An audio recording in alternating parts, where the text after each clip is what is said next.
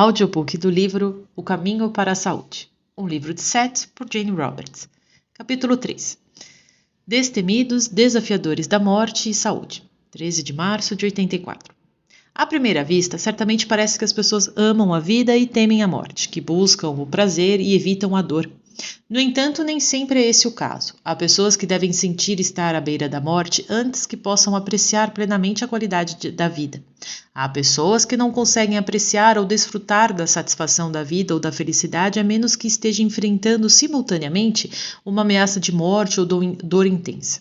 Há outras pessoas que acreditam firmemente que a busca do prazer deve levar à dor, e há também outros para quem a dor em si é um prazer. Há também indivíduos cujas crenças fazem com que eles se sintam muito desconfortáveis quando estão em uma situação de estado de saúde. E para esses indivíduos, a saúde precária traz uma sensação de segurança e proteção. Existem inúmeros estágios de saúde, desde elevados, puros, energéticas, exuberâncias, até letargia e desconforto cada vez menores. Há de fato um número quase infinito de etapas relacionadas ao estado de saúde. Você poderia inventar uma maneira completamente diferente de considerar a saúde do ser humano, numerando e definindo cada uma dessas etapas. Em vez de, claro, a sua sociedade escolheu reconhecer e definir todos esses estágios que são classificando-os como prejudiciais à saúde. Os estágios que são reconhecíveis por causa da ausência de saúde em um grau ou outro. Neste livro, portanto, nos dedicaremos a maneiras de promover saúde e evitaremos propositadamente a nomeação específica de complicar essa compreensão e de classificar as doenças. Deve-se notar antes de começarmos que a própria morte é a entrega, é um libertador da sua espécie e de todas as outras. Não é negativa em si, mas em vez disso é o começo de um tipo diferente de existência positiva. Pó do planeta, por assim dizer, para que haja um novo espaço e tempo para todos, energia e comida para todos. Por causa da morte, a vida é possível, então essas duas qualidades aparentemente opostas são simplesmente versões diferentes dos mesmos fenômenos. Se a morte desaparecesse em seu planeta, mesmo que por uma hora, toda a vida logo estaria ameaçada. E se toda a vida possível surgisse de repente de uma vez, então certamente tudo seria aniquilado. Devemos admitir então que a morte é de fato parte da vida, e ainda mais devemos dizer que a morte é saudável. Agora um comentário sobre o seu sonho. Foi exatamente como você supôs, uma ação telepática da natureza. Existe uma comunicação celular entre todas as células vivas da Terra, como se a própria Terra fosse um grande corpo físico. Seu próprio conhecimento, desejo, propósito e intenção sintonizaram você algumas dessas comunicações. Então sua preocupação sintonizou você em seu estado físico e estado emocional naquele momento. Agora desejo-lhes uma afetuosa boa tarde. 15 de 3 de 84. Indivíduos que desafiam a morte repetidas vezes têm realmente mais medo disso do que a maioria das outras pessoas. Trapezistas, dublês, pilotos de carro, de corrida e muitos outros grupos têm um estilo de vida que inclui acrobacias que desafiam a morte regularmente. Os trapezistas podem fazer vários atos por dia, por exemplo. Isto parece que tais indivíduos atuam com grande ousadia, mesmo com imprudência que não é familiar para a maioria das pessoas.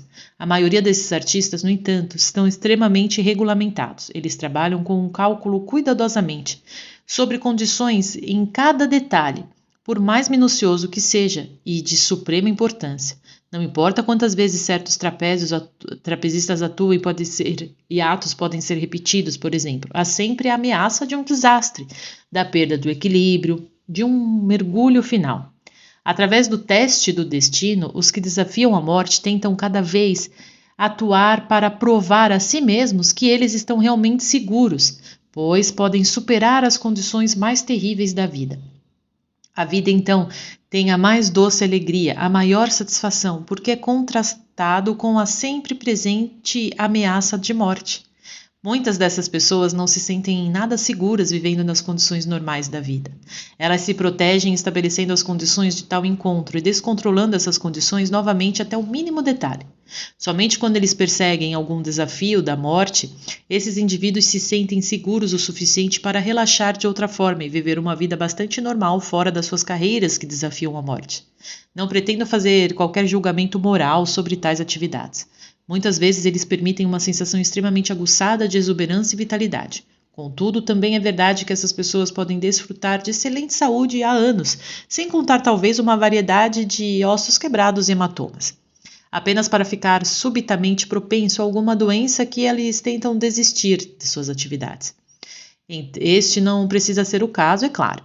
Autocompreensão e autoconhecimento podem ser capazes de mudar a vida dos indivíduos para melhor, independentemente de suas atividades ou condições de vida. É verdade que esses indivíduos escolhem para si um plano cuidadosamente planejado e regulamentado em estilo de vida em que a ameaça da morte é enfrentada pessoalmente e regularmente. Cada dia se torna uma odisseia em que a morte e a vida são pesados propositadamente. As crianças podem contrair muitas doenças infantis e ainda serão crianças muito saudáveis. Os adultos podem quebrar um osso esquiando ou praticar algum outro esporte e ainda assim ser muito saudável. As pessoas ficam resfriadas ou com gripe ou alguma outra doença social que deveria ser transmitida de um indivíduo para o outro, mas no geral esses podem ser indivíduos muito saudáveis. O corpo tem seu próprio sistema de autorregulação.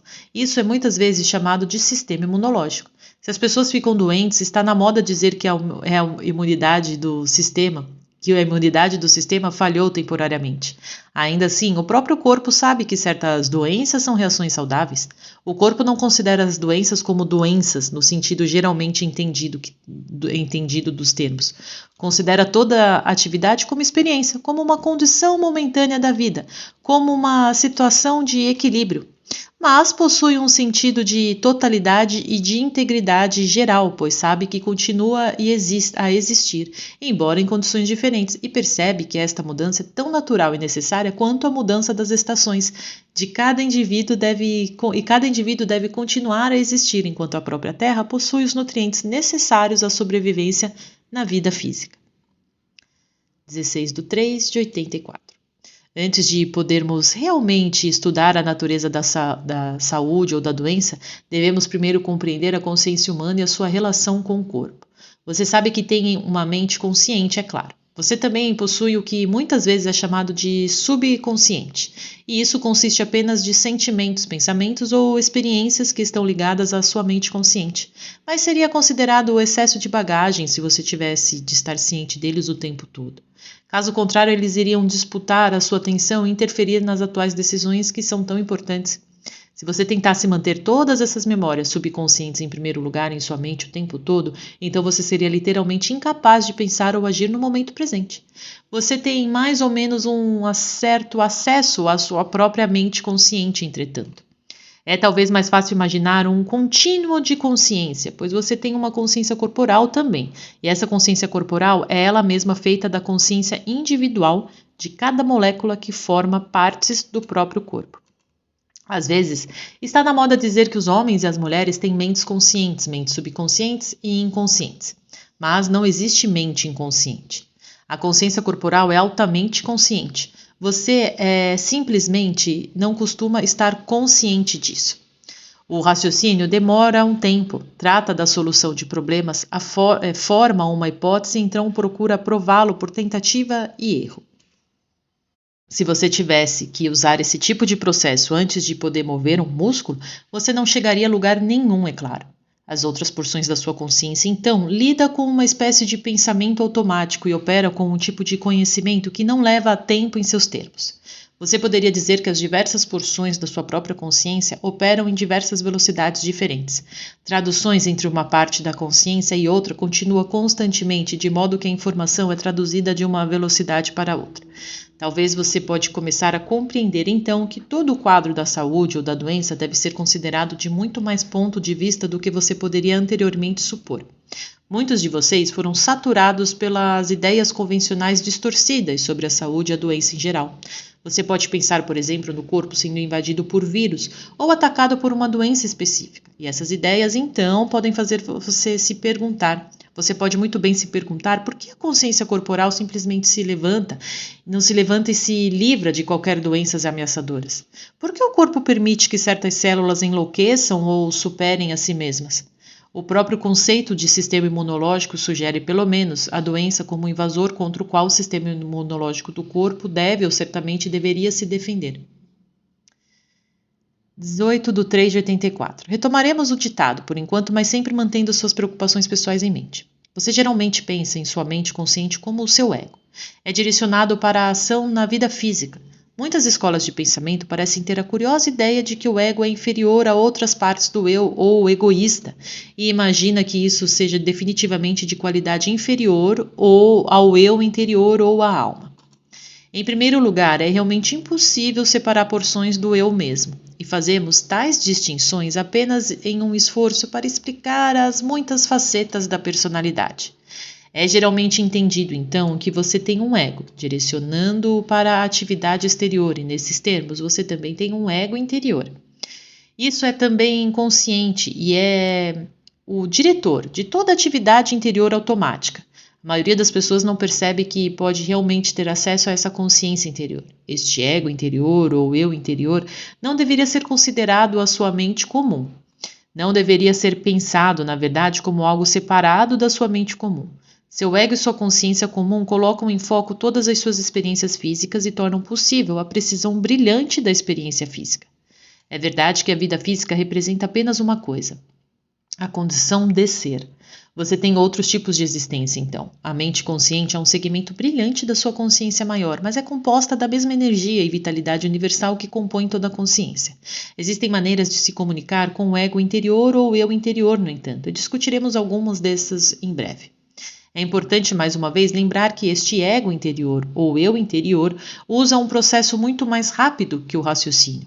Quando tais comunicações são feitas, portanto, muitas vezes consistem em inspiração, intuição, impulsos e lidam com sentimentos distantes mais do que o pensamento lógico habitual. Agora eu vou ler trecho aqui de um sonho que Robert Butts teve e que Seth comenta logo em seguida. Palavras de Robert Butts.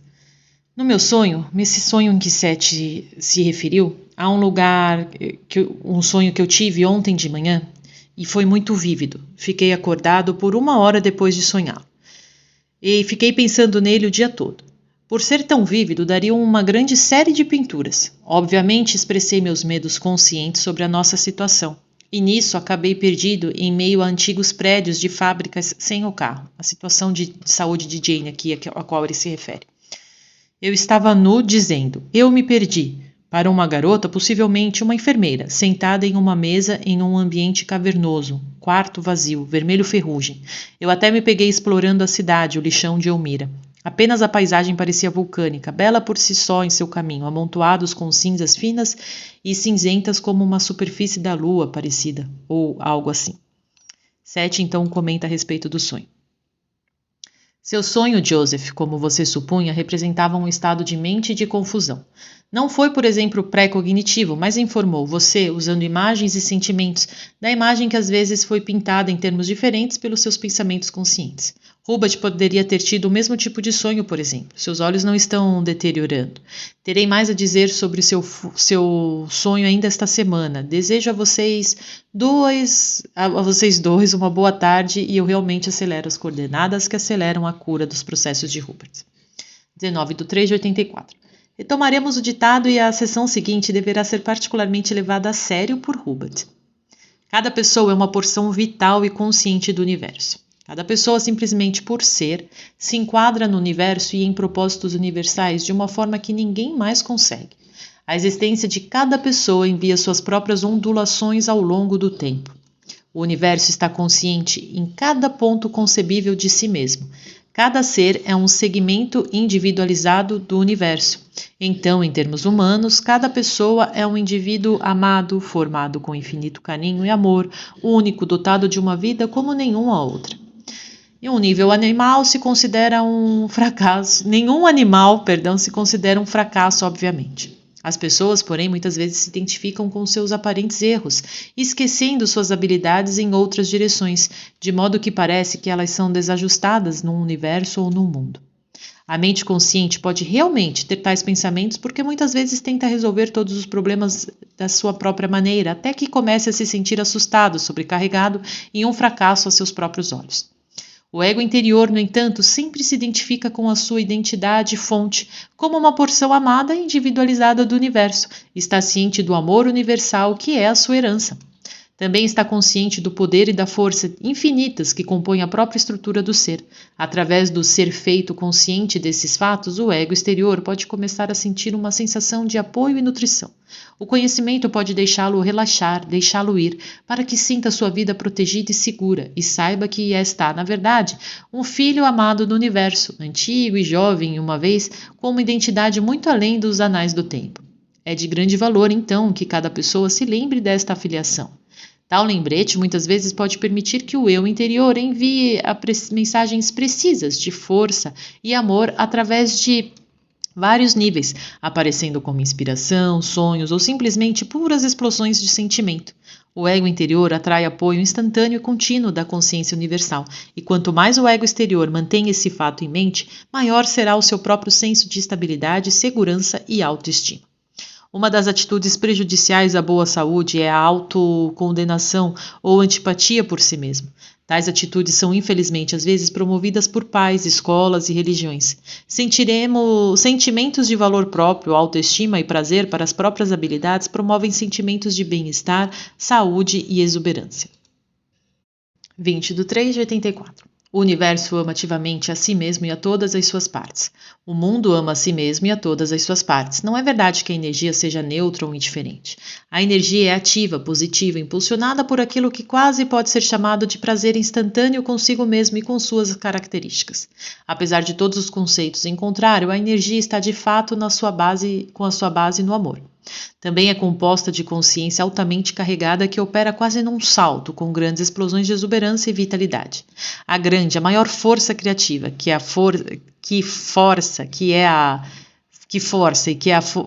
é a origem de toda a vida física, não apareceu de repente uma vez em algum passado distante, provocando o nascimento da sua realidade, dotando com uma energia que só então poderia esgotar-se ou dissipar-se. Em vez disso, a energia virgem, sempre nova, por assim dizer, é criada constantemente e aparece em todos os pontos concebíveis do seu sistema universal. Cada nova rosa na primavera é, na verdade, uma nova rosa composta de energia completamente nova e única, totalmente ela mesma, inocente, viva no mundo. Nos termos mais profundos, embora cada corpo tenha uma história, cada momento da existência do corpo é também novo, recentemente emergindo no mundo, inocente e único. Enquanto houver, na verdade, dor no mundo, é o princípio milagroso do prazer que impulsiona a própria vida. Na verdade, existem várias novidades neste material, como você deveria ver quando você lê. Cada vez que você lerá, você terá uma surpresa nova. 21/3/84. Aqueles que consideram a vida física inferior a alguma outra mais existência espiritual perfeita cometem uma grande injustiça com a existência física em geral. A vida física está em toda parte, repleta de energia universal. Essa é a sua fonte, por isso dificilmente pode ser inferior à sua própria composição. Novamente, a realidade corporal é um segmento brilhante da existência. Isso não pode ser inferior à existência. É porque você muitas vezes vê o seu mundo através de um sistema de crenças altamente limitadas que vocês tantas vezes interpretam mal as implicações da vida temporal. Tais crenças servem para limitar a sua compreensão, até que muitas vezes parece que a vida física consiste numa luta frenética por sobrevivência em todos os níveis da consciência. Tais ideias certamente não fomentam sentimentos de segurança, saúde ou bem-estar e distorcem a natureza do seu ambiente físico. Esse ambiente não é algo separado de você mesmo para você controlar. Em vez disso, você e o meio ambiente apoiam, fortalecem uns aos outros de maneiras que muitas vezes lhe escapam. Todas as porções do ambiente contêm seus próprios tipos de consciência. Eles estão conscientes de suas próprias partes no corpo do mundo. Então, eles estão conscientes não apenas das suas próprias condições, mas de suas relações com todas as outras partes do mundo. Elas acrescentam a saúde do mundo e, em outras palavras, e a sua própria vitalidade e a do seu ambiente. Estão interrelacionados em todos os lugares. Se você gostou deste e dos demais materiais de nosso canal, peço que curta este vídeo e se inscreva no canal. Assim, o YouTube entenderá que o assunto tem relevância e você estará ajudando para que mais pessoas recebam seu conteúdo.